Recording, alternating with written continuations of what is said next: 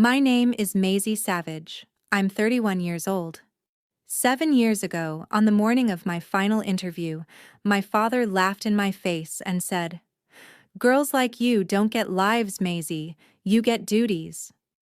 Right then, my mother blocked the front door while my younger sister dropped a heavy diaper bag at my feet and smirked. "Watch my daughter. I have brunch." They didn't care I had one chance at a real future. They wanted me to stay their unpaid servant forever. So I stepped over that bag, walked out the back door, and never looked back. For 7 years, they thought they had destroyed me. They were wrong. Now the tables have completely turned. My sister is about to discover just how expensive her brunch that day truly was. Before I continue, if this story is already making your blood boil, please take a moment to like and subscribe. Drop a comment below telling me where you're watching from and what time it is right now. I read every single one. Let me know if you're on Team Maisie, because what happens next will leave you speechless. I need you to understand something about my family. We weren't poor. We weren't uneducated. We looked perfectly normal from the outside. My father owned Savage Climate Control, a small HVAC company in Riverside, Ohio. 8 employees, good reputation, church-going family, 2 daughters. On paper, we were fine, but inside that house there was a system, and I was at the bottom of it. My sister Bryn was 2 years younger than me, but you'd never know it from the way my parents treated her. She was the golden one, the pretty one, the one who got pregnant at 19, and somehow that made her more valuable, not less. She had a daughter, Olivia. Beautiful little girl with blonde curls and my eyes. Olivia's first word was, my. Her first steps were toward me, not toward Bryn. That should have been a red flag.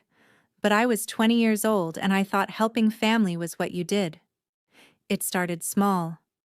"Maisie, can you watch Olivia for an hour while I run to the store?" Then it was 3 hours. Then it was all day Saturday. Then it was overnight. By the time I was 22, I was essentially raising my niece while Bryn tried to become an influencer. That's not a joke. Bryn started a lifestyle blog called Mommy in Motion. She had 14 followers, 12 of whom were relatives. She posted aesthetic photos of Olivia wearing boutique outfits my parents bought. She wrote captions about motherhood and sacrifice. She never mentioned that I was the one doing the actual mothering. The blog failed. Then she tried selling essential oils, lost $800. Then she tried photography. Booked one wedding, delivered the photos 3 months late, got a terrible review. But my parents never told her to get a real job. Instead, they told me I needed to help more. "Your sister is trying," my mother would say. "She's building something. Just here." I was more than here. I was answering phones at Savage Climate Control every morning by 7. I was scheduling 4 field technicians across a 6-county service area. I was processing invoices, managing the customer database, handling accounts receivable and payable. When the office manager quit in 2017, I took over her duties. All of them. My father never gave me a title. Never put me on payroll. When I asked about payment, he said the same thing every time. "Family doesn't pay family, Maisie. This is how you contribute." Bryn's got the babies to think about. Babies. Plural, by then. Tyler was born when I was 23. Another mouth for me to feed. Another diaper bag for me to carry. Another nap schedule taped to my fridge. I did the math once, late at night when I couldn't sleep. 35 hours a week at the office. 30 more watching Olivia and Tyler. 65 hours of unpaid labor. Every single week, for 3 years. Minimum wage in Ohio was $12 an hour. That was $65,520 I'd given them. But it wasn't really about the money. It was about the fact that they'd turned my 20s into a waiting room for everyone else's life.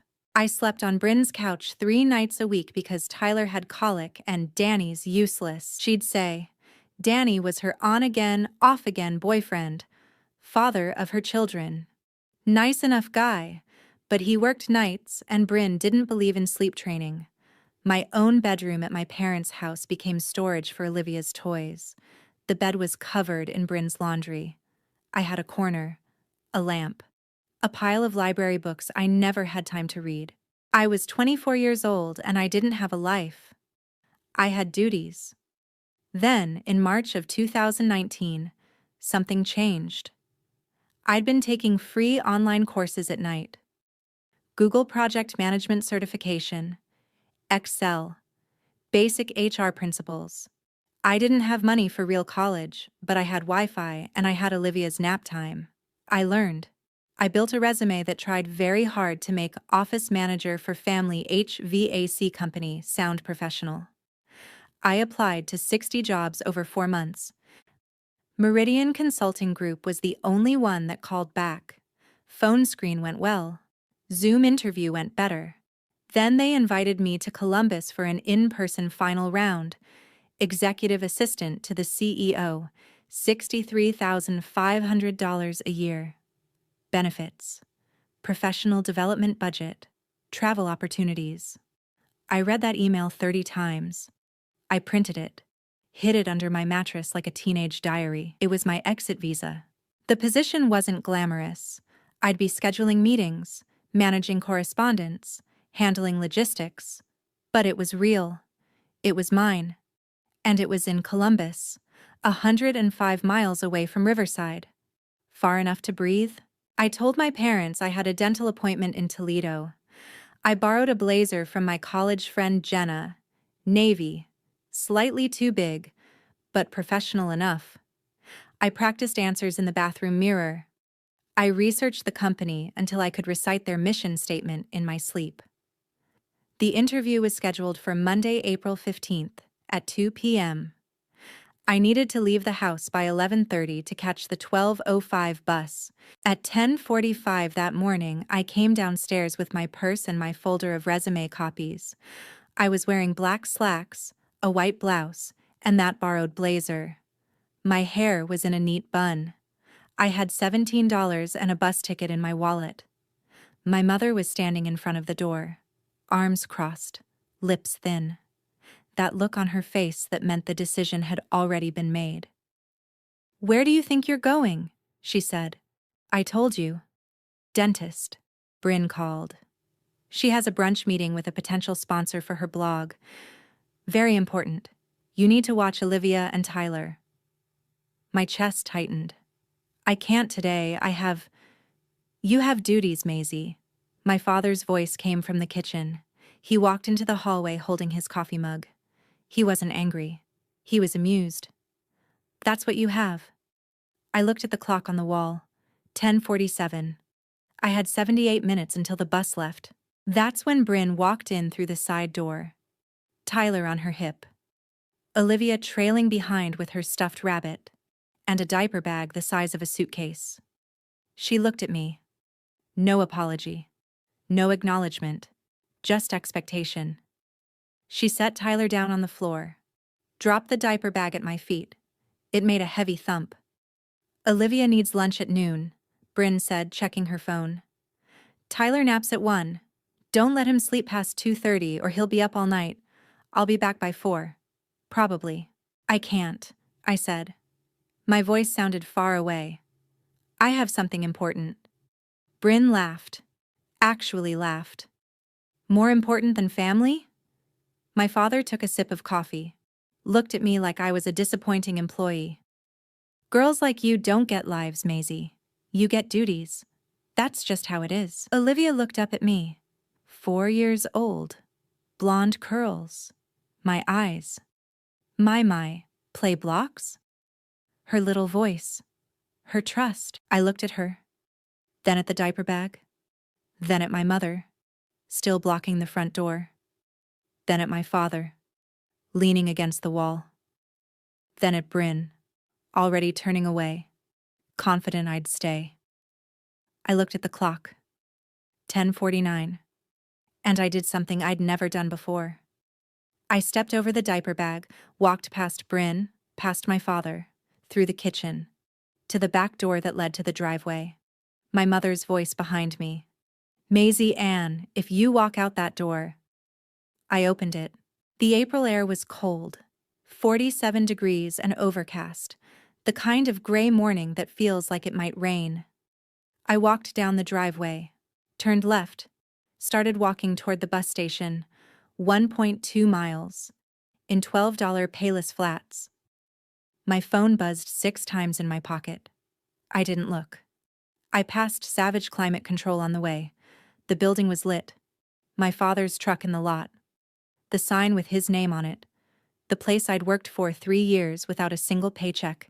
I kept walking. I made it to the Riverside bus station at 11:58. 7 minutes to spare. I bought my ticket with the $17 I'd saved from birthday money over 2 years. The woman at the counter didn't ask why I was shaking. The bus pulled out at 12:05. I sat in the back row, watched Riverside disappear through the window, watched the trees turn into highway, watched the mile markers count up. I thought, I'm free. I didn't know yet what that freedom would cost. The bus stopped at a gas station in Findlay halfway through. 12:58. I went to the bathroom and looked at myself in the mirror. My mascara had smudged from the wind. I didn't have a makeup bag. I wet paper towels and fixed my face as well as I could. Rolled the 2 long blazer sleeves. Checked my hair. I looked presentable. Not polished. But trying. A woman with a toddler in the bathroom stared at me. I avoided eye contact. Couldn't handle mother judgment that day. The bus arrived at Columbus Station at 1:57. The interview was at 2. The Meridian office was 3 blocks away. I ran. Actually ran in those $12 flats. Purse bouncing. Folder clutched to my chest. Arrived at the lobby at 2:02, sweating and breathless. Patricia Holland was waiting. Chief of Staff. Mid-50s, sharp gray suit, kind eyes. She smiled when she saw me. You made it, she said. I almost cried, but I didn't. I smiled back and said, wouldn't miss it. She led me to a conference room. Panel interview. 3 people. Patricia. James Reeves, the CFO. Nicole Hendricks, operations manager. They asked about software skills, handling difficult clients, managing calendars across time zones, discretion. I answered well. I used examples from Savage Climate Control without saying it was a family business. Just small HVAC company, 8 employees. I managed scheduling and customer service. Nicole leaned forward. You're self-taught in project management? Yes. I completed Google's certification while working full-time. I'm very motivated to learn. Patricia made a note. What would this position mean to you? I was careful, honest. It would mean building a career instead of just surviving. It would mean growth. They nodded, took notes. The interview ended at 3:15. Patricia walked me out. We'll be in touch within a week. You're a strong candidate, Maisie. I floated to the bus station. The ride back to Riverside felt different. Lighter. I'd done it. I'd walked out. I'd made it to the interview on my own. I'd answered every question. The interview went well. I had a real shot. By the time the bus pulled into Riverside at 5:38, I'd already started imagining my new life. I didn't know my mother had already started destroying it. I walked from the bus station to my parents' house. 6:05. The lights were on. Cars in the driveway. I used my key. Walked in. The family was in the living room. Bryn feeding Tyler. My father watching television. My mother in the kitchen.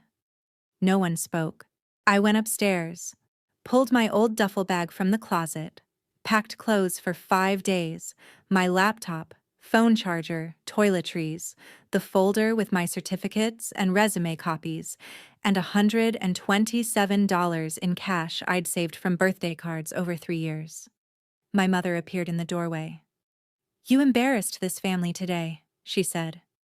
I zipped the bag. I'm leaving. You'll be back? I looked at her. Really looked. No, I won't.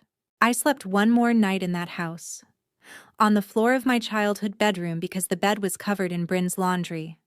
Last night in that house, April 15th, 2019. I left at 6 a.m. the next morning. My father's truck was already gone. My mother was asleep. Bryn's car in the driveway. I walked out the front door, the one my mother had blocked. I left my key on the kitchen counter, and I took the Greyhound to Toledo. My college friend Jenna worked as a dental hygienist in Toledo. She had a studio apartment and a couch I could borrow. She asked one question. You okay? I said, I will be. She handed me a blanket and didn't push. I slept on that couch from April 16th to May 3rd. 17 days. I applied to jobs every morning, checked my email obsessively for the Meridian response. It came on April 23rd, 8 days after the interview. Subject line, Executive Assistant position. I opened it. Dear Maisie, thank you for your interest in the Executive Assistant position. After careful consideration, we have decided to move forward with another candidate whose qualifications more closely match our current needs. We wish you the best in your job search. Sincerely, Meridian HR Team. Generic. Professional. No explanation. I read it 20 times looking for clues. Found nothing. I cried once, in Jenna's bathroom. Then I washed my face and applied to 15 more jobs. What I didn't know, what I wouldn't know for 7 years, was that the day after my interview, my mother had sent an email from a fake account, Meridian's HR department. And that email was sitting in my file, flagged in red, with a note that said, Do not hire. Family concerns. But on April 23rd, 2019, I just thought I'd failed. Let me pause here and ask you something. Have you ever been the family member who was just expected to sacrifice? The one who had duties while everyone else had dreams? If that's you, comment duty below. You're not alone. And stick with me, because this story gets a whole lot better. I got a job at Target in May. $11 an hour. Cashier. Then guest services. I moved into a cheap studio in Toledo in June. $425 a month. No AC, loud neighbors. But it was mine. I saved every penny. Applied to office jobs every night. In December, I got a temp position at a law firm. $16 an hour. Administrative support. It felt like progress. Then COVID hit in March 2020. Layoffs. I was let go. I had $3,200 saved. Unemployment benefits. Survival mode. I sent a birthday card to Olivia every year. April 3rd. Her birthday? Never got a response. Not one. But I kept sending them. Return address. Just MS, Columbus OH. No phone number. No street. I sent them to my parents' house, knowing Bryn visited there for Sunday dinners and free babysitting. The 2020 card said, Happy 5th birthday. I think about you every day. Love, Aunt Maisie. Silence. June 2020. I was scrolling LinkedIn at 11 p.m. Couldn't sleep. Rent due in 8 days. $1,840 left in savings. And then I saw it. HR coordinator. Meridian Consulting Group. Columbus. The company that had rejected me was hiring again. I stared at that posting for 3 hours. Then I applied at 2 a.m. I used Jenna's address. She'd just moved to Columbus for a new job. I used a different email. Updated resume showing Target, law firm experience, Google certifications. Phone interview happened June 18th. Zoom on June 25th. Offer on July 2nd. $45,000 a year. HR coordinator. Start date July 13th. I sat on my apartment floor when I got that email. Called Jenna. Cried. Didn't call my family. I moved to Columbus July 10th. Small one-bedroom apartment, $695 a month, 15-minute bus ride to Meridian. July 13th, 2020. I walked into Meridian Consulting Group, the same building I'd interviewed in April 2019. Different entrance, different role, different version of myself. I told myself, this time, I'll make it stick. The first year was hard. I processed new hire paperwork, scheduled interviews, filed benefits forms, learned HRIS systems. I stayed late, asked questions, volunteered for projects. Nicole Hendricks, one of the people who'd interviewed me in 2019, now VP of Operations, noticed. She became an informal mentor. "You're good at this," she said one day. "Have you thought about HR certification?" "I've thought about it. Can't afford it yet." Company has tuition reimbursement. Look into SHRMCP. I'll sponsor you. I studied for the certification at night. Passed in January 2021. First professional credential with my name on it. I framed it. June 2021. Nicole called me into her office. "There's an HR specialist opening. Want to apply?" I said yes before she finished the sentence. I got the job, $52,000 a year. Then things started moving faster. I handled employee relations, compliance audits, led benefits open enrollment, investigated harassment complaints. I rewrote policies. I learned employment law. I trained new coordinators. March 2022. Senior HR Specialist, $61,000. August 2023. HR Manager, $76,000. I managed a team of 3. April 2024. HR Director, $98,000 a year. I had an office on the 4th floor, a window facing the Columbus skyline. My name on the door. Maisie Savage, HR Director. I took a photo of that door, sent it to no one, just kept it. I'd built something real, something mine. No one had given it to me. I'd climbed every step, and I'd done it in the same building where I'd been rejected 7 years ago. I thought that was the full circle. I was wrong. My life in Columbus was quiet, not glamorous, just real. I upgraded my apartment in 2023, $925 a month, actual bedroom, quiet building. I had a small circle of friends. Jenna, 2 coworkers, a neighbor with a dog. I pet sat sometimes. I went to therapy starting October 2022. Processed the family stuff. Learned about boundaries.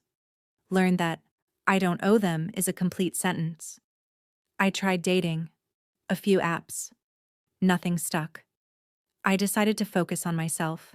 I saved 20% of every paycheck, had $18,000 in savings by 2024. First time in my life I felt financially secure. I deleted Facebook in 2022. Kept LinkedIn for professional reasons only. No Instagram, no social media drama. Thanksgiving 2021, I almost called. I was alone in my apartment. Jenna was visiting family. I made boxed stuffing and rotisserie chicken from Kroger.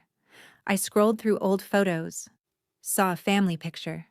Mom, Dad, Bryn, Danny, the kids. Bryn's new baby. Caption: "Thankful for family." I almost dialed. Hand on phone. Typed "Mom" in my contacts. Stared at it for 5 minutes. Then I deleted the contact instead. All of them. Mom, Dad, Bryn.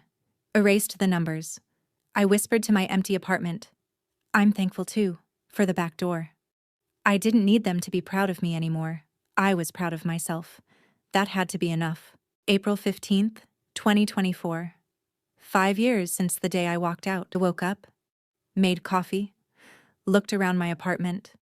My furniture, my dishes, my books, my peace. I thought, I did it. 2 years later, everything would change again. April 8th, 2026. Tuesday morning. I was at my desk reviewing applications for a project coordinator position. We'd posted it 2 weeks ago. 89 applications. I was scrolling through the spreadsheet. Names, emails, phone numbers. Then I saw it. Bryn Wright, formerly Savage. My coffee cup stopped halfway to my mouth. Bryn Wright. My sister had gotten married. The boyfriend, Danny, must have finally committed. Right. The Riverside area code on the phone number. My hands didn't shake. I'd trained myself for composure in difficult situations, but my heart rate spiked. Bryn didn't know I worked here. She didn't follow me on LinkedIn. She didn't know where I was. This was coincidence. Meridian was a good company. She was applying because it was a good job. She had no idea. I clicked on her application file. The resume loaded. Professional template.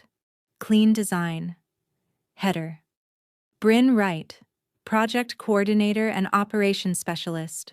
I scrolled to work history, and that's when I saw it. Savage Climate Control, Riverside, Ohio Operations Manager, January 2017 to December 2019. Bullet points below. Managed daily office operations for 8-employee HVAC service company. Coordinated scheduling for 4 field technicians across 6 county service area. Processed invoices, maintained customer database, handled AR/AP. Reduced scheduling conflicts by 35% through improved systems. Maintained 98% customer satisfaction rating through effective communication. I read it 3 times. Every single bullet point was work I had done. January 2017 to December 2019. The exact years I'd worked there unpaid. The exact duties. Even the 98% customer satisfaction. I'd calculated that in 2018 using customer feedback forms. Bryn had worked at Savage Climate Control for exactly 0 days. She'd had Olivia in 2015, been a stay-at-home mom. Dabbled in blog, MLM, photography. Never held an office job. She had stolen my work history. I scrolled down to references. 3 listed. 1. Gerald Savage, owner, Savage Climate Control, former supervisor. 2. Melissa Brennan, client, Riverside Community Church, professional reference. 3. Amanda Holcomb, former colleague, Riverside Photography Studio, peer reference. My father, listed as her former supervisor. He would lie for her. Of course he would. He'd always protected Bryn. Standard Meridian background check process. Verify employment with listed employers. Call all references. Check for gaps or inconsistencies. Flag concerns before interview stage. I had 2 options. Option 1. Flag the application for conflict of interest. Recuse myself. Let another HR team member handle it. Move on. Option 2. Follow standard protocol exactly. Treat it like any other application. Let the process play out. But if I recused myself, I'd never know the full truth. And I wanted the truth on record. I chose option 2. I pulled up Bryn's LinkedIn. Public profile. Job history matched her resume. Photos of her with the kids. At her workspace, a kitchen table. Her bio. Mom of 3, operations pro, family-focused leader. I checked her employment history more carefully. 2020 to 2021, no job listed. 2021, sales associate Target, 3 months, then Gap. 2022, administrative assistant dental office, 5 months, then Gap. 2023, receptionist, gym, 4 months, then Gap. 2023 to 2024, virtual assistant self-employed, no verifiable clients, job hopping, no position longer than 5 months, no references from any of them except Dad. Bryn was desperate, that much was clear, and she'd lied to get in the door. But I needed one more piece before I made my decision. I opened Meridian's applicant tracking system. Searched Maisie Savage in archived files. 2 results. Application dated June 9, 2020. HR coordinator. Hired. Application dated April 8, 2019.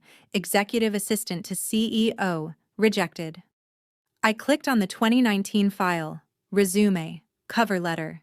Interview notes from Patricia, James, Nicole. All positive. Self-motivated. Impressive initiative. Strong candidate. Then, HR notes section. Red flagged entry dated April 16, 2019, 9:23 a.m. Received email from concerned party regarding candidate stability. See attached. Recommend do not proceed. K. Patterson, HR coordinator. Attachment link. I clicked it. PDF opened. Email dated April 16, 2019, 8:47 a.m. From concernedneighbor2019@gmail.com to hr@meridianconsulting.com. Subject: Concerns about candidate Maisie Savage. I read it slowly. To whom it may concern, I am writing as a concerned community member who knows the Savage family personally. I feel it is my duty to inform you that Maisie Savage, who interviewed for a position with your company yesterday, has significant personal and mental health issues that make her unsuitable for professional employment. Yesterday, April 15th, Maisie abandoned her 4-year-old niece during a family emergency. Her sister had an urgent meeting and Maisie had agreed to provide childcare, but she left the child unattended and disappeared for hours. The family has been very worried about her increasingly erratic behavior. Maisie has struggled with responsibility and commitment. She has never held steady employment and has a history of quitting jobs and obligations without notice. Her family has tried to help her, but she is resistant to support. I understand you must make hiring decisions based on qualifications, but I felt morally obligated to share this information. Maisie may present well in interviews, but her actual behavior is unstable and unreliable. I hope you will take this into consideration for the safety and stability of your workplace. A concerned neighbor. I read it twice, then a third time. Every sentence was a lie or a distortion. Agreed to provide childcare. I'd been trapped. Abandoned, unattended. Bryn was there. My parents were there. Never held steady employment.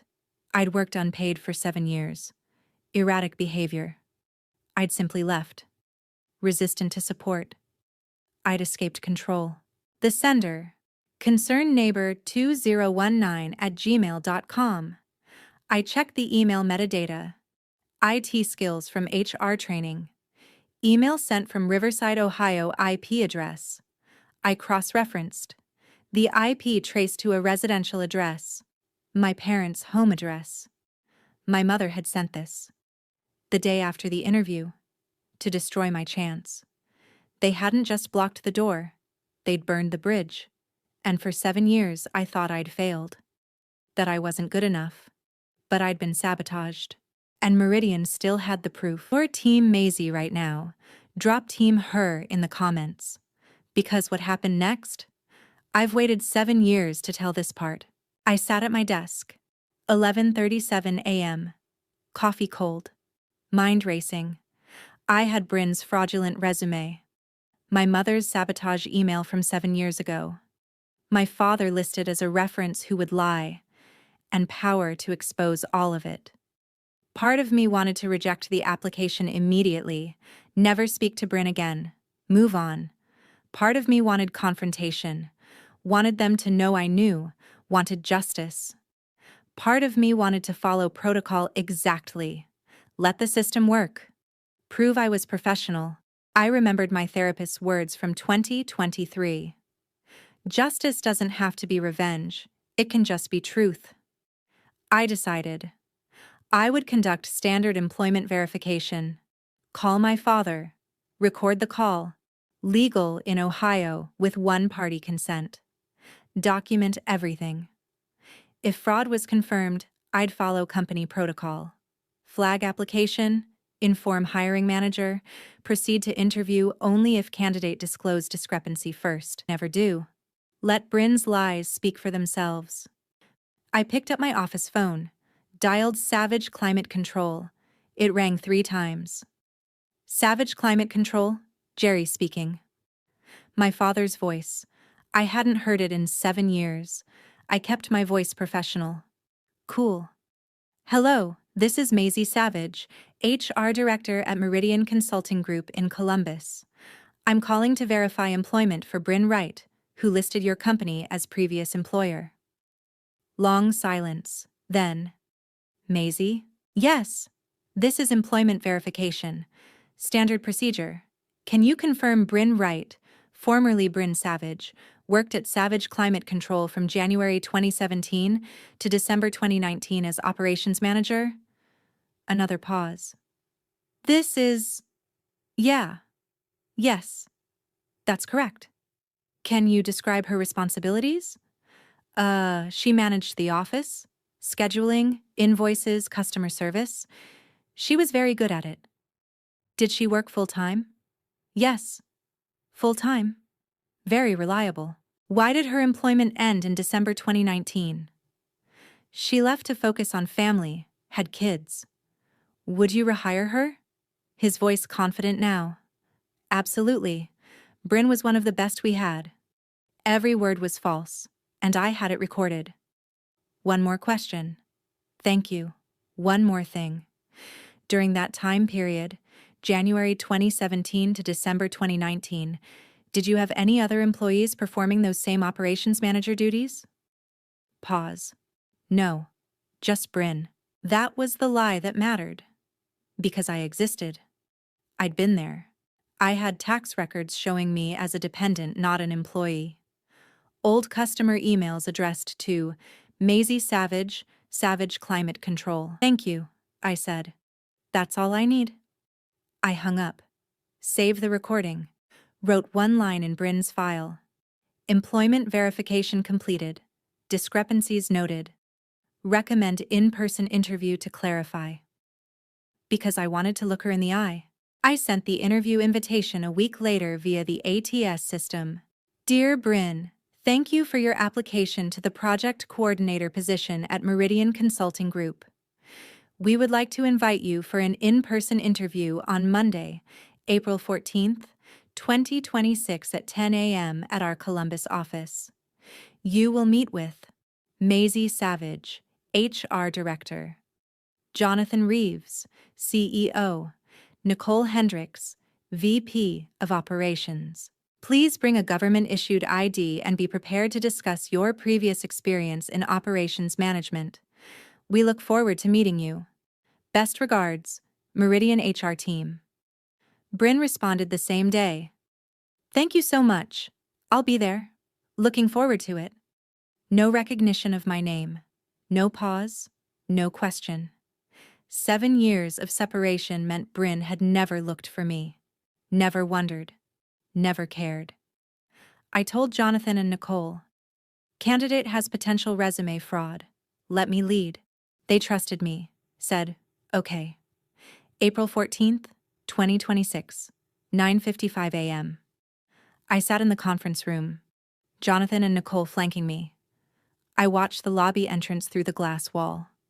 Waiting. 9:58. A woman walked into the lobby. Brown hair. Familiar build? Nervous smile. Target brand business casual. Clutching a portfolio folder. Bryn. Older than she'd been in 2019. 29 now. Tired around the eyes. Trying hard. She approached reception. Said her name. Got her visitor badge. Receptionist pointed toward our area. I stood. Walked to the lobby. Made eye contact. Bryn looked up. Saw me. Froze. I extended my hand. Professional. Bryn, I'm Maisie Savage, HR Director. Welcome to Meridian. Her face went white. Her hand when she shook mine was clammy. Maisie, I didn't know you worked here. 7 years is a long time. Things change. Please follow me. I walked calmly. She followed, heels clicking. I could hear her breathing quicken as we passed the glass conference room where Jonathan and Nicole waited. I opened the door. gestured for her to sit. She sat facing 3 interviewers. I took the center seat. Control position. I smiled. Professional? Kind, even. Let's get started. Can you walk us through your resume? Bryn opened her folder with shaking hands. The first 20 minutes were standard. Jonathan and Nicole asked about project coordination, software skills, time management. Bryn answered adequately, nervous but prepared. Nicole leaned forward. I see you worked at Savage Climate Control. Tell me about that role. Yes, I was operations manager for 3 years. Small family business. I managed everything: scheduling, customer service, billing. It taught me a lot about wearing multiple hats. I took notes. No expression. Family business? Yes. My father's company. I see. And what years were those again? 2017 to 2019. Full-time? Yes. Jonathan asked about her employment gaps. She explained focusing on family. 3 children. Some freelance virtual assistant work. Ready to return to structured employment. Asked, can you provide references from any of the freelance clients? She paused. They were mostly informal arrangements. Word of mouth. Nothing I have documentation for. At 10:22, Jonathan said, Thank you, Bryn. We'd like to take a short break. Maisie will continue with you for a few follow-up questions. Planned. I'd asked them to leave after 20 minutes. Jonathan and Nicole left. Door closed. Just me and Bryn. She looked at me finally. Really looked. Maisie, I didn't know you'd be... I held up my hand. Let's talk about your resume. I slid the printed resume across the table, pointed to the Savage Climate Control section. You listed Operations Manager, January 2017 to December 2019. Is that accurate? Yes. Full-time, 40 hours per week? Well, it was flexible. Family business. But you were paid? Pause. It was more of a family contribution, but I did the work. I called your reference, Jerry Savage. He confirmed you worked there full-time as operations manager. He said you were one of the best he had. Did you ask him to lie? I did work there. I helped out. Helped out. That's different from operations manager, full-time, January 2017 to December 2019. I don't understand what you're... Bryn. I kept my voice calm, cold. I worked at Savage Climate Control from January 2017 to December 2019, unpaid, full-time, doing the exact job you claimed on this resume. Every single bullet point here? I wrote them. Because they're my accomplishments. You took my work history and put your name on it. Her face went red, then white, then red again. She opened her mouth, closed it. I needed a job, Maisie. I have 3 kids. Danny left. I'm alone. I just needed something on the resume that looked professional, competent, real. Silence. 10 seconds. Then I slid the second document across the table. The email.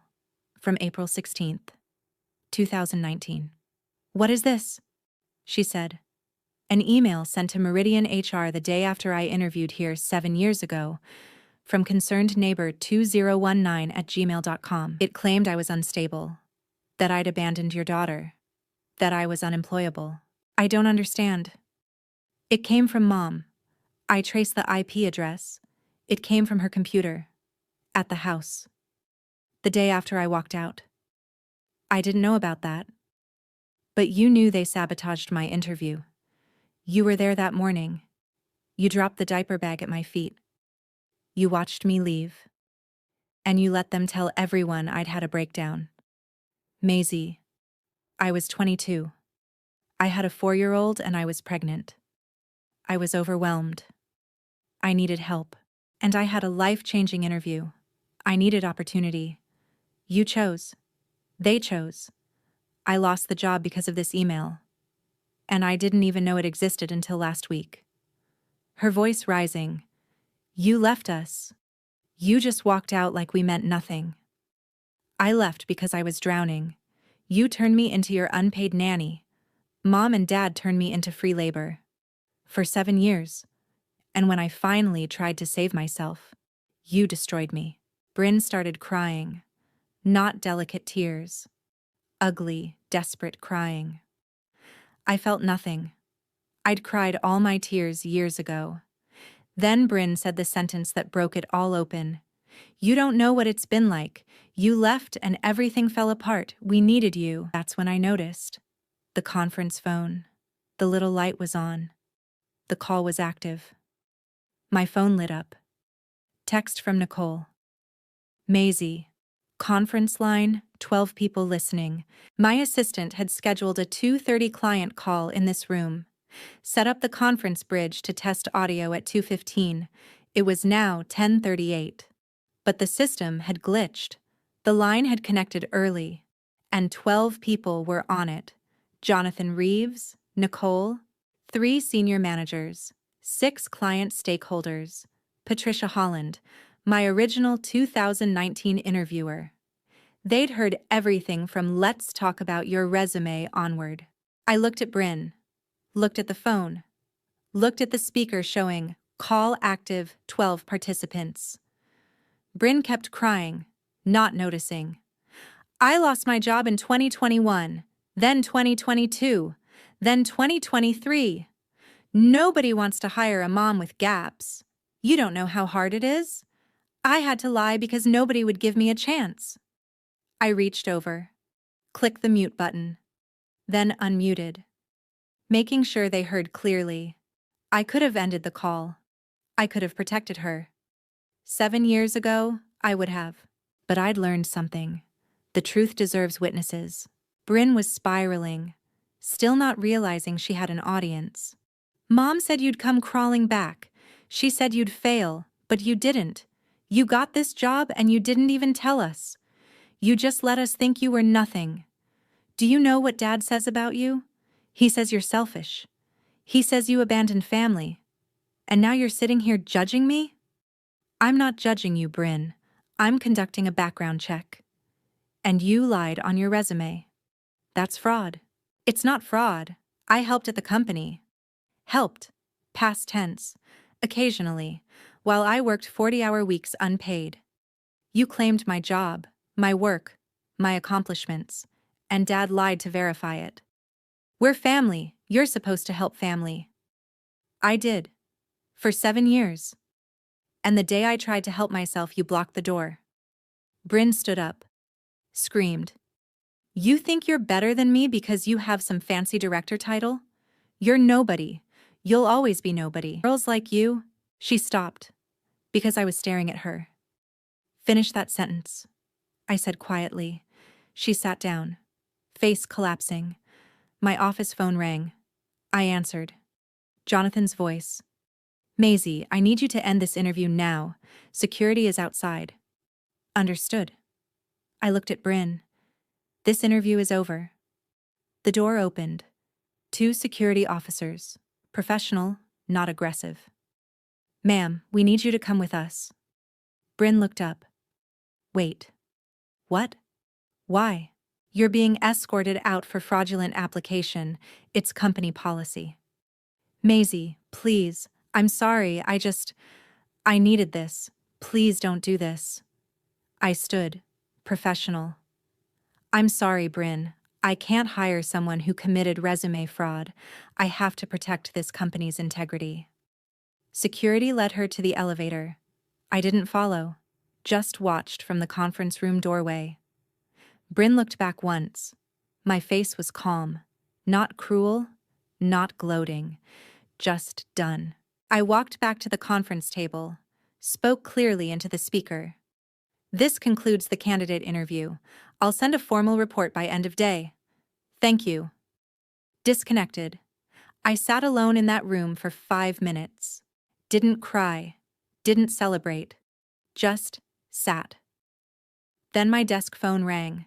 Jonathan's office. He was there with Nicole, Patricia Holland, and our general counsel, Michael Brennan. I thought, I'm fired. Maisie. Jonathan leaned forward. That was one of the most professional handlings of a conflict of interest I've ever seen. You followed protocol. You documented everything. You gave her every chance to be honest. Are you okay? I was surprised. Yes, I'm okay, Nicole said. We heard everything. The sabotage from 2019, the resume fraud, the family dynamics. I'm so sorry you went through that. Patricia spoke next. Maisie, I was your interviewer in 2019. I never saw that email. HR flagged you and I was told to move on to other candidates. If I'd known. Michael, our general counsel, said, we need to discuss next steps. The candidate committed application fraud. We have recorded evidence of reference fraud. We have 12 witnesses to her admission. We also have evidence your family sabotaged your 2019 application. You have grounds for legal action if you choose. I don't want legal action against my family. I just want it on record. And I want to make sure Bryn can't do this to another company. Jonathan nodded. Understood. We'll flag her in our industry network. But that's professional consequences, not personal revenge. Nicole handed me a tissue. I hadn't realized I was crying. I went home that day, turned off my phone, slept for 14 hours. The next 48 hours were chaos. April 14th, 6 p.m. Bryn called my work line 12 times. April 14th, 8:30 p.m. My father called. Left a voicemail. This is a family matter. You had no right. Call me. April 15th, 9 a.m. My mother called Meridian's main line asking for me. Receptionist said she'd pass the message. Didn't. April 15th, 1 p.m. Bryn showed up at Meridian lobby. Security turned her away. April 15th, 3 p.m. My father showed up. Demanded to see me. Refused to leave. Security called police. He was escorted out for trespassing. April 16th. Emails to my work account. All went to spam. Sample voicemail from my father. Maisie, this is your father. What you did to your sister is unconscionable. She has 3 kids to feed. You humiliated her. You destroyed her chances of employment. This family gave you everything and this is how you repay us? You will regret this. Call me. Sample email from my mother. Subject line, how could you? Maisie, I don't know what happened to you. You used to be such a sweet girl. Now you're cruel. Bryn is devastated. The children are asking why Aunt Maisie hates them. Your father is beside himself. Please, for the sake of this family, fix this. Get Bryn that job. You have the power.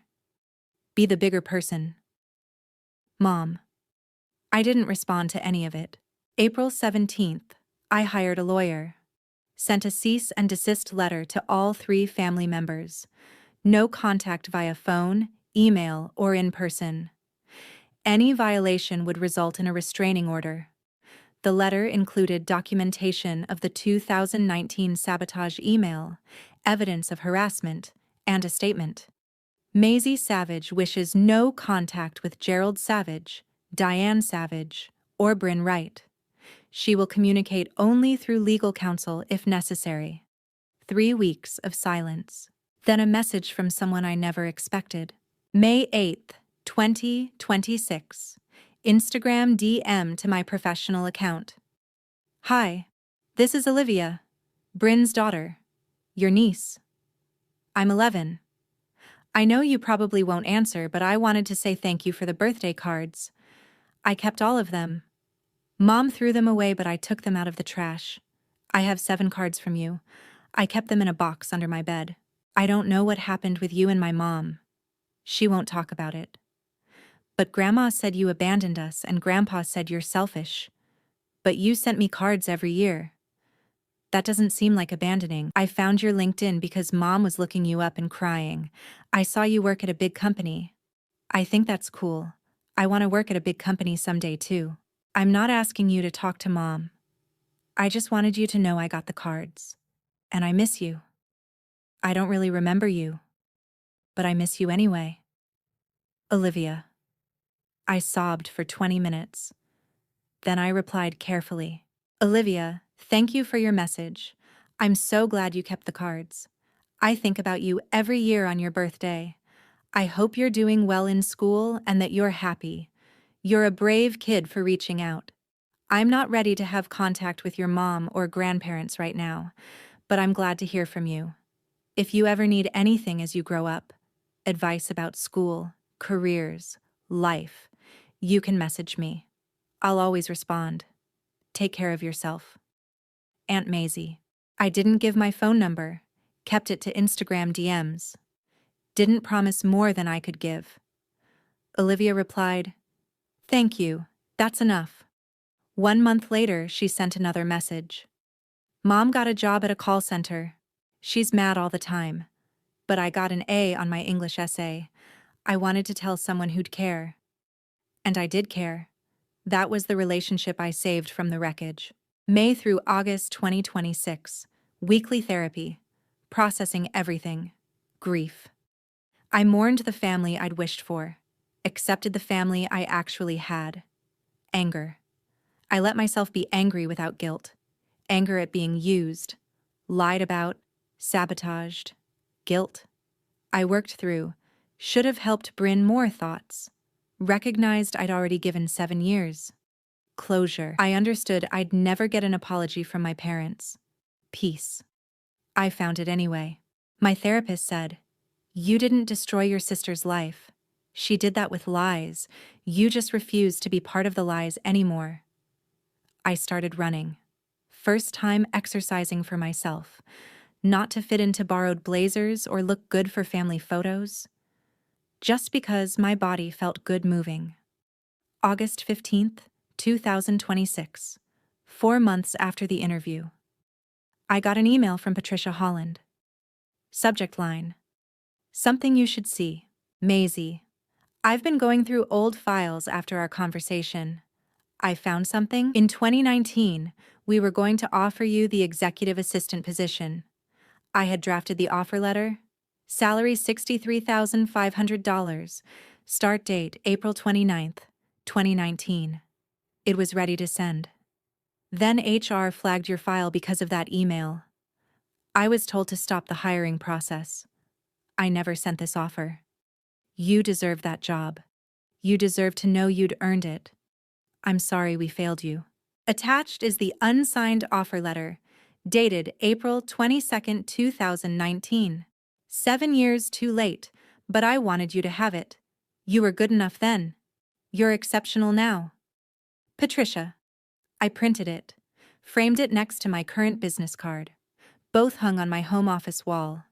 The validation I'd needed for 7 years. I'd been good enough. I'd earned it. They'd stolen it. But I'd built something better anyway. April 15th, 2027. 8 years since the back door. 1 year since Bryn's interview. I'm still HR director at Meridian. Actually, I was promoted in January. VP of People Operations now. $115,000 a year. I launched a company mentorship program for young professionals from controlling families. It's small, quiet, but it matters. I still get occasional messages from Olivia. She's 12 now, thriving despite the chaos at home. We talk about books, school, her dreams. I'm not her parent, but I'm someone who sees her, and that's enough. My parents moved to Florida, retired, no contact. The cease and desist held. Bryn is working retail management in Riverside. She blocked me on all platforms. I heard through LinkedIn that she's doing okay. Not great, but okay. I'm dating someone now. Slow, healthy, no rush. I have $34,000 saved. Good credit. I own my car outright. I have friends. Therapy every other week. A life I built from scratch. And I have peace. This morning I was training a new HR coordinator. 22 years old, nervous, eager. She asked, "How do you spot resume fraud?" I smiled. Look for gaps. Look for inflated titles. Look for claims without evidence. And always verify with the actual employer, not just the reference they give you. Have you ever caught someone? Once. It was personal, but I handled it professionally. That's the key. You can have history with someone and still do your job with integrity. She nodded, took notes. I looked at my calendar. April 15th, 2027. 8 years. I'd typed a note years ago, never deleted it. The day I chose the back door. I added one word. Free. If this story meant something to you, if you've walked out a back door, or you're still standing at one, deciding, share this video. Someone in your life might need to hear it. Subscribe if you want more stories like this. Real people, real boundaries, real freedom. And remember, the front door isn't the only exit. Sometimes the back door is the one that saves you. Some doors you walk away from, some doors close behind you, and some doors, like the back door I took 7 years ago, lead exactly where you need to go. Thanks for listening.